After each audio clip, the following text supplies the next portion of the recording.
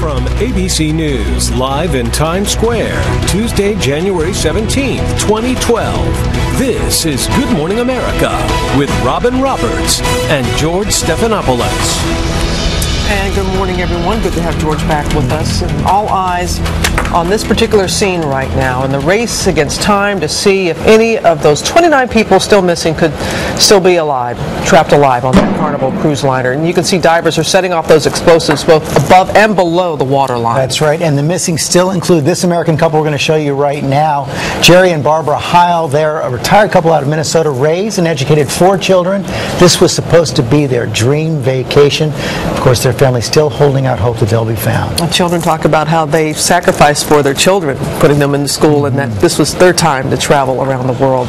And there are new pictures emerging of the chaos that happened as people raced to evacuate the sinking ship. We are learning so much more about the captain this morning. He is in court right now, and our Brian Ross is here. He's going to have those details. But let's get right to ABC's Lama Hassan, who has reached the Italian island where all this has happened, and the ship is right behind you, as we can see. Good morning, Lama. Good morning, Robin. Yes, this morning underwater divers have located the second black box. They're working right now to bring it back up to the surface, and the search and rescue operation is the most difficult for them because, as one described it to us, as being like a labyrinth down there. So much so they've had to bring in specialist cave divers to help. Rescue teams are still searching for survivors above or below water, blasting through the hull for better access to lower decks where more than 24 passengers and crew may still be stuck. These new photos show divers inside the ship wading through upended tables and debris. One diver, spotting an uneaten cake, told a newspaper the experience was the last moments of life on board, replayed before us. Facing danger themselves, divers say they can hear the screech of steel every time the 114,000-ton vessel shifts around them. 29 people are now reported missing, including a 5-year-old girl. That's 13 more than reported on Monday.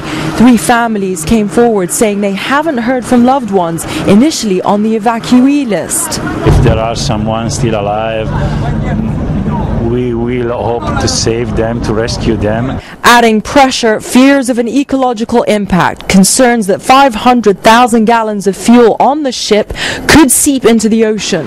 Rescue boats are already protectively deploying boom around the vessel.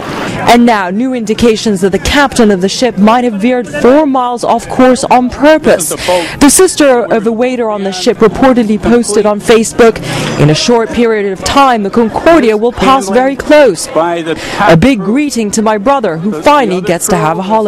Outside on deck 4. Please remain calm. The situation is under control. This is terrible.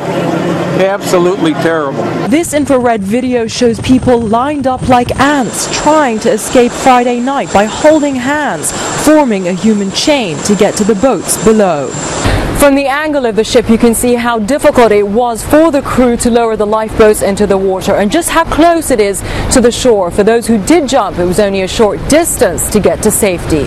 It was chaos because we had to go through the center of the ship. In these newly released videos, passengers seated in the lifeboats are heard trying to figure out who was responsible for the accident. One woman says, "Take pictures, take pictures. It's very important to discover whose fault it is." Well, just moments ago, we heard a very loud explosion. It was a controlled explosion to open up a hole in case the underwater divers need to escape. George? Okay, Lama, thanks very much. As you heard, the ship's captain is facing possible criminal charges for deliberately steering the ship off course. And he's also being accused of abandoning ship before all the passengers were secure. ABC's Brian Ross joins us now. And Brian, that's about the most dishonorable thing a captain can do. Absolutely is. In fact, Italian prosecutors this morning are pushing hard to put the captain, Francesco Scattino, on trial and behind bars, building a case that his behavior was reckless, cowardly, and deadly. The 52-year-old captain was brought to court this morning from the jail where he's been held since Saturday. Italian prosecutors say the growing evidence shows he was responsible for the accident and then failed to protect his passengers.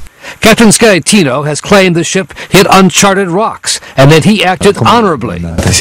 We were the last to leave, he told reporters. But that's not true, according to an Italian newspaper account of a Port Authority radio transmission to the captain. Captain, this is an order. Now I am in charge. Get back on that ship and coordinate the operations. There are already casualties. Captain, how many? Port Authority, you should tell me that. What do you want to do? Go home? Now you get back on that ship and tell us what can be done. How many people are still there and what do they need? Captain, okay, I am going. As a captain for the Costa Line since 2006, the year the Concordia was launched, the dark-haired, debonair Scaitino was described as a favorite with passengers, especially women. But if it is true that he and other officers fled the ship, leaving passengers behind, it would be a clear violation of what is regarded as the first law of the sea.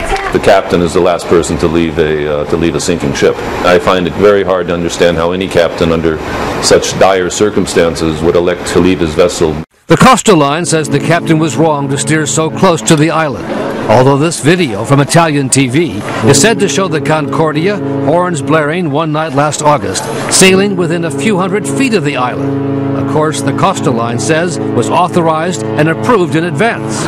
Prosecutors say Captain Scaitino went beyond authorized procedure and was a reckless showboater, ultimately raising questions about the cruise line itself and who it hires to captain its ships. They want to screen out the risk takers. You want to screen out the hot doggers. You want to screen out people who are not willing to take responsibility. In a published account this morning, a cook on board the ship said a full half hour after the incident, the captain was still asking for his dinner and drinks. He was seen with a female companion, and he reportedly demanded to know where his companion's dessert was. Prosecutors this morning said they plan to bring manslaughter charges, which would bring a prison term of at least 15 years. George and Robin. All right, George, Brian, thank you very much. Joining us now are Arthur and Alex Beach. They were on that cruise ship, and it's very good to have you both with us here this morning. And let me ask you your reaction to hearing that the captain may have indeed taken the ship off course on purpose, Alex. I did hear that this morning, and that is terribly troubling. I have been concerned about his actions from the very beginning, and I feel there is some liability there. And the captain, facing the charges that he is, and the fact that so many said that he left the ship early, both of you, how do you feel about his actions in particular? Well, obviously there's an investigation that needs to be conducted, and if he violated the rules and policy, he should be penalized for it in whatever manner is appropriate. I believed he delayed the evacuation order, and that is what cost lives. If he had ordered it immediately, they could have lowered all of the lifeboats on both sides of the ship, and they could have gotten everyone off. And so I think his actions caused the loss of life. And tell us about the actions of the crew, Alex, after the accident happened. I thought they did absolutely everything they possibly could to help us. They had no direction, and obviously they hadn't faced something like this before, but they stayed with us and helped us as best they knew how. And so I don't have any complaint with them. We saw no upper level leadership at all, and that is where I think the fault lied. There was no one giving directions from the officer level on the ship. Thankfully, you both were able to make it to a lifeboat. Alex, can you tell us what happened once you were in the boat? Well, it took 5 tries to get in. We kept going to lifeboats, and they were already full, and people were pushing and shoving and screaming, and there were some jumping on the lifeboat even though it was already full. We got to the 5th one, and it looked like we were going to get on, but you really did have to be aggressive and push your way, and Art was behind me and pushing me forward, and when we got to where we could get on, I heard someone someone say there are 9 spots left. And I know that your family was very, very concerned about you, and including your nephew, Jesse Tyler Ferguson, who's an actor on Modern Family, and he called you from the Golden Globes to make sure you were okay, Alex? He did. When we got home on Sunday evening, we actually got out of Italy and to Barcelona, I think, sooner than many of the people did, and I got home and I had a message from him. Yeah, your nephew and other family members is very, very relieved that you're back here and that you're safe and sound. Well, Alex and Arthur, thank you very much for sharing your story with us this morning. We certainly do appreciate it. You all take care. Our pleasure. Thank you.